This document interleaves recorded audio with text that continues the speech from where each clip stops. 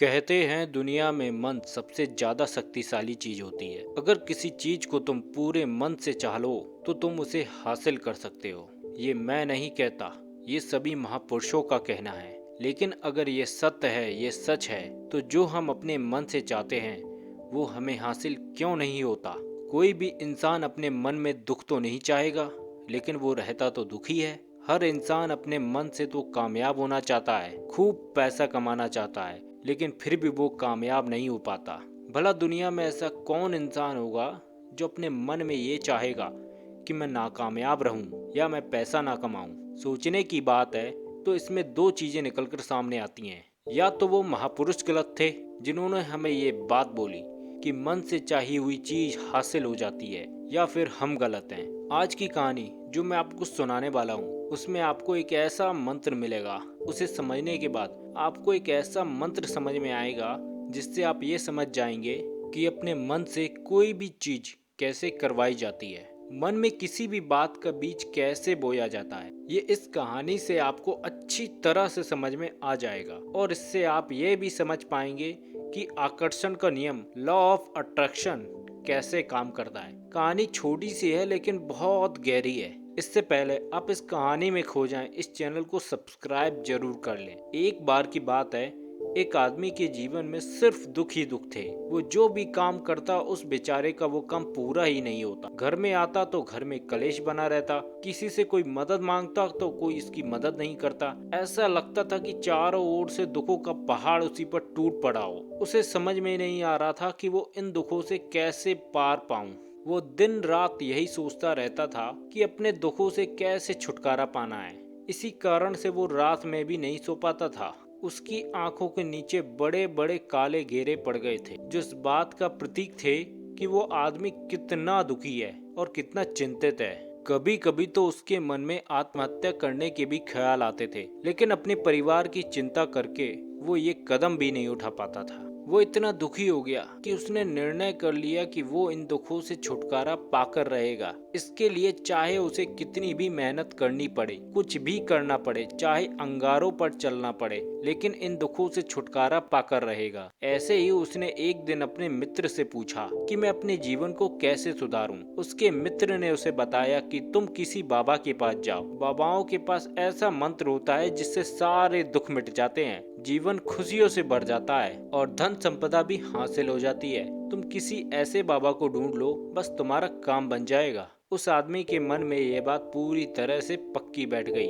कोई बाबा ही मेरा दुख दूर कर सकता है, और इसीलिए उसे किसी भी बाबा के बारे में पता चलता तो वो उस बाबा के पास पहुंच जाता, उस बाबा को अपनी समस्या बताता और उससे उसका समाधान पूछता और कहता कि बाबा मैं कुछ भी करने के लिए तैयार हूँ, लेकिन मेरी इन समस्याओं से छुटकारा दिला दीजिए। आप जो कहेंगे मैं वो करूँगा, लेकिन मेरे जीवन को सुधार दीजिए। बाबा उसे कुछ टोने टूटके बता देते थे करने के लिए और बदले में दान दक्षिणा ले लेते थे कि ये टोना टोटका करने के बाद उसके घर में सुख शांति बनी रहेगी। बस इस टोटके को पूरी विधि के साथ करना। वो आदमी अपने घर आकर पूरी विधि के साथ टोटके करने लगा, लेकिन बहुत टोने टोटके करने के बाद भी उसके जीवन में कुछ बदलाव नहीं आया। इसके विपरीत उसका जीवन और ज्यादा दुखी हो गया। जो भी बाबा उसे टोना टोटका बताता था और बदले में उससे दान दक्षिणा लेता था, जिससे उसका धन भी धीरे धीरे खत्म हो रहा था। उसके जीवन में दुख और ज्यादा बढ़ गए थे।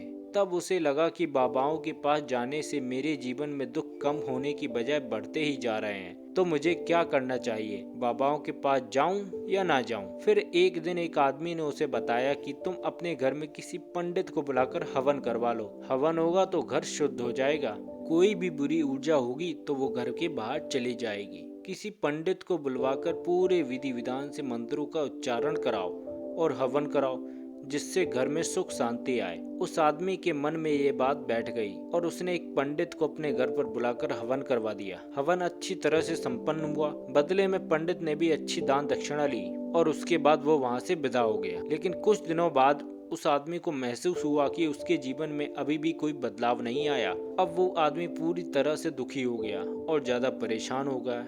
अब तो उसे लगने लगा था कि मेरे जीवन में से दुख कभी खत्म नहीं होंगे, और यही सोच सोचकर उस आदमी का बुरा हाल हो गया था। फिर एक दिन उसे अपने एक मित्र से एक ऐसे बाबा के बारे में पता चला जो समाधान बताने के लिए कोई दान दक्षिणा नहीं लेता था। उस आदमी को लगा कि ये बाबा दूसरे बाबाओं की तरह नहीं हो सकता, क्योंकि ये दान दक्षिणा तो लेता ही नहीं, और अगर दान दक्षिणा नहीं लेता तो इस सच में कोई सिद्ध बाबा होगा। और यही सोचकर वो उस बाबा के पास पहुंच जाता है। जब वो आदमी वहां पर पहुंचता है तो बाबा ध्यान में बैठे हुए थे। ये देखकर वो आदमी वहीं पर चुपचाप बैठकर ध्यान से बाहर आने का उनका इंतजार करने लगा। थोड़ी देर बाद बाबा ने आंखें खोली तो सामने एक दुखी और परेशान युवक को बैठे देखा। वो उसकी आंखों के नीचे काले घेरे को देखते ही समझ गए कि ये आदमी अपने जीवन से कितना परेशान है। उसे संबोधित करते हुए बाबा ने पूछा कि बच्चा, क्या चाहते हो?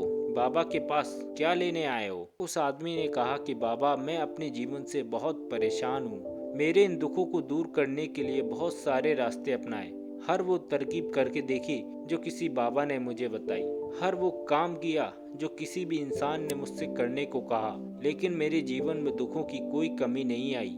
बाबा, इसके विपरीत मेरे जीवन में दुखों में बढ़ोतरी हो गई। मुझे समझ में नहीं आ रहा कि मैं क्या करूं। कभी कभी तो मैं आत्महत्या करने की सोचता हूं, लेकिन अपने परिवार की सोचकर मैं ये कदम नहीं उठा पाता। मैंने आपके बारे में बहुत सुना है बाबा, और मैं बहुत उम्मीद के साथ आपके पास आया हूँ। कृपया मुझे कोई ऐसा मार्ग बताएं जिससे मुझे अपने दुखों से छुटकारा मिल जाए। मैं अपने दुखों से छुटकारा पाने के लिए कुछ भी करने को तैयार हूँ। आप मुझे कोई भी रास्ता बताएं, चाहे वो रास्ता कितना भी कठिन क्यों ना हो, मैं उसको पार करके रहूंगा। बाबा ने महसूस किया कि यह आदमी तो सच में बहुत परेशान है। बाबा ने उसकी बात सुनकर कहा कि बच्चा, दुखों को दूर करने के लिए मंत्र ऐसे ही नहीं मिलते। मंत्र पाने के लिए कुछ करना पड़ता है। तुम कुछ कर सकते हो? ये सुनकर पहले ही तो उस आदमी ने सोचा कि ये बाबा भी मुझसे दान दक्षिणा ही मांगेंगे, लेकिन कोई और रास्ता ना पाकर उस आदमी ने कहा कि बाबा, आपको जितनी दान दक्षिणा चाहिए मैं देने के लिए तैयार हूँ, लेकिन आपका मंत्र सच्चा होना चाहिए, वो पूरा होना चाहिए, उसका फल मुझे मिलना चाहिए। उसके बाद आप जो भी दान दक्षिणा लेना चाहते हैं वो मैं आपको दे दूंगा। बाबा ने कहा, दान दक्षिणा तो बहुत छोटी चीज है, मुझे वो नहीं चाहिए। इस पर वो आदमी सोचकर विचार करने लगा और बोला, बाबा, मैं अंगारे पर भी चलने को तैयार हूँ, आप मुझे बस आज्ञा दीजिए। बाबा ने कहा कि अंगारों पे चलने वाली छोटी चीज मैं तुमसे नहीं कराने वाला।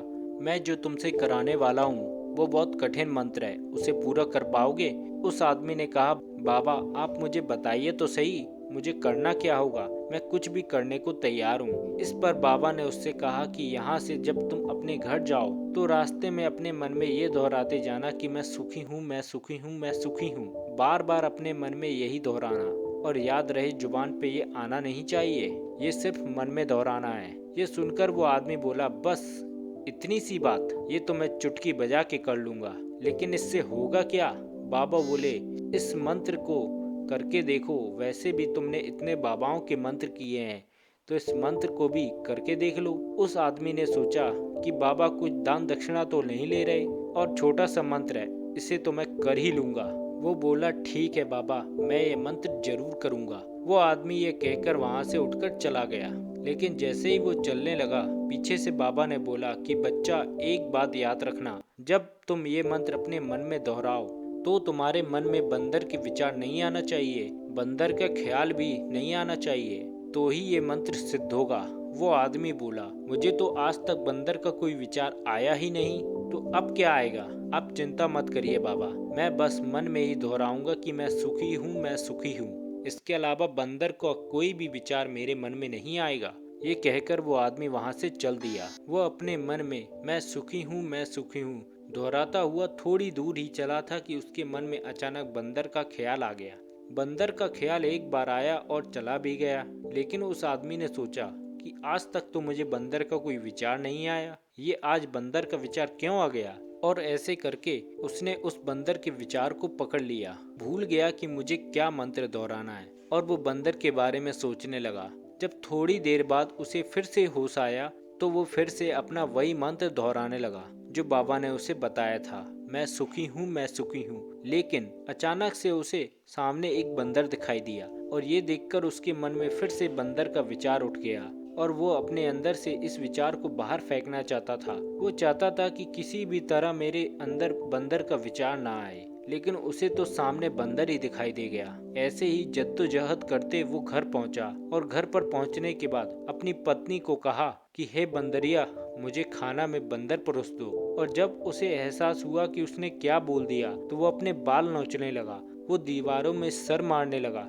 आज तक तो मुझे बंदर का कोई विचार नहीं आया और आज मुझे ये क्या हो गया है कि मुझे हर जगह बंदर ही बंदर नजर आ रहे हैं। ये कैसी माया है। यही सोच सोच कर वो आदमी रात भर नहीं सो पाया। रात भर करवटें बदलता रहा और सुबह उठकर सीधे उसी बाबा के पास पहुंच गया और उसके चरणों में गिर कर कहा कि बाबा, पता नहीं क्या चमत्कार हो रहा है। आज तक मुझे बंदर का कोई विचार नहीं आया, लेकिन कल से जब से आपने मुझसे कहा है कि बंदर का विचार नहीं आना चाहिए, तब से मुझे हर जगह बंदर ही बंदर नजर आ रहे हैं। उस आदमी ने कहा कि बाबा, मुझे तो आपके पीछे बैठा हुआ बंदर भी केले खाता हुआ दिखाई दे रहा है। ये क्या हो रहा है बाबा। ये सुनकर बाबा हंसने लगे। बच्चा, मन का जाल एक ऐसा जाल है जिसे समझ पाना इतना आसान नहीं है।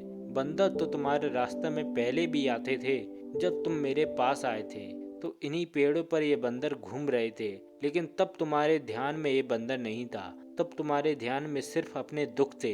इसके बाद बाबा ने उसे बताया कि बच्चा, हम जिस चीज से भी दूर भागना चाहते हैं वही चीज हमारे मन में बहुत गहरी बैठ जाती है। वो हमारे अंतर मन में समा जाती है। असल में हम जिस चीज से भी छुटकारा पाना चाहते हैं उससे छुटकारा इसलिए पाना चाहते हैं कि वो हमारे साथ बहुत गहरे से जुड़ी है, और हम जितना ही उससे छुटकारा पाना चाहते हैं वो हमारे अंतर मन में छा जाती है। ऊपर से तो हम चाहते हैं सुखी होना, कि मैं सुखी हूँ, मैं सुखी हूँ, और हमारे होंठ भी यही बोलते रहते हैं, लेकिन हमारे मन में दुख समाये होते हैं। हमारे विचारों में, हमारे मन में हमें दुख ही दुख दिखाई देता है। इसीलिए अपनी जुबान से बार बार ये बोलने से कि मैं सुखी हूँ, मैं सुखी हूँ, हम सुखी नहीं होते जब तक ये मंत्र हमारे अंतर मन में प्रविष्ट नहीं होगा। इस पर उस आदमी ने पूछा कि बाबा, लेकिन ये मंत्र मेरे अंतर मन में प्रविष्ट कैसे होगा। ये सुनकर बाबा ने कहा कि बच्चा, अपने दुखों से लड़ना बंद कर दो। जब तक तुम अपने दुखों को दूर करने की सोचते रहोगे तब तक वो दुख तुमसे चिपके रहेंगे। जब तक वो दुख तुम्हारे अंतर मन पे अपना राज जमाए बैठे रहेंगे, और जिस दिन तुम उन दुखों के बारे में सोचना ही छोड़ दोगे, उन दुखों से छुटकारा ही नहीं पाना चाहोगे, उसी दिन तुम्हारी जिंदगी से दुख गायब हो जाएंगे। क्योंकि जिस किसी भी चीज से छुटकारा पाने के लिए हम उस चीज के बारे में सोचना पड़ता है, और हम जितना ही उस चीज के बारे में सोचते हैं वो उतनी ही गहरी हमारे मन में प्रविष्ट होती चली जाती है। हम अधिकतर समय दुखों के बारे में ही सोचते हैं। हम यही सोचते हैं कि हमारे जीवन में दुख है और हमें इससे छुटकारा पाना है। इसी वजह से बार बार सोचने से वो दुख हमारे अंतर मन में प्रविष्ट हो जाते हैं और हमें एहसास भी नहीं होता। इसीलिए अगर तुम दुखों से छुटकारा पाना चाहते हो तो दुखों से छुटकारा पाने के बारे में सोचना छोड़ दो, तुम्हें दुखों से छुटकारा मिल जाएगा। अक्सर आदमी धूम्रपान छोड़ना चाहता है, शराब छोड़ना चाहता है, सुबह अपने आप से यही वादा करता है कि मैं कोई भी गलत काम नहीं करूंगा, लेकिन शाम को जब लौटता है तो नशे में चूर होकर लौटता है। ऐसा क्यों होता है कि हम जो सोच रहे हैं वो हम पूरा नहीं कर पाते। असल में हम उस चीज को बहुत ज्यादा अहमियत दे रहे हैं। जब भी हम उस चीज को छोड़ने के बारे में सोचते हैं तो हम उसकी इम्पोर्टेंस यानी कि विशेषता और ज्यादा बढ़ा देते हैं। हमारा मन उस चीज के बारे में जितना ज्यादा सोचेगा, शराब या धूम्रपान छोड़ने के बारे में जितना ज्यादा सोचेगा, हमारा मन उतना ही उस चीज के पीछे ज्यादा भागेगा। हमें उस चीज से लड़ना नहीं बल्कि बिना सोचे गुजर जाना है। और अगर इस मंत्र को हम समझ लेते हैं तो हम अपने जीवन में जो भी पाना चाहते हैं उसे अपने अंतर मन में डाल सकते हैं, और एक बार वो लक्ष्य हमारे अंतर मन में बैठ जाता है तो फिर सफलता पाने में कोई समस्या नहीं आती, कोई दिक्कत नहीं आती। बहुत बहुत धन्यवाद आप लोगों का इस कहानी को इतनी तसल्ली और अंत तक देखने के लिए। दोस्तों, अगर ये वीडियो आपको पसंद आई हो तो वीडियो को लाइक और शेयर जरूर करें, और साथ ही हमारे चैनल को सब्सक्राइब करके बेल आइकन जरूर दबा दें ताकि अगले वीडियो की नोटिफिकेशन आप तक तुरंत ही पहुंच जाए। धन्यवाद।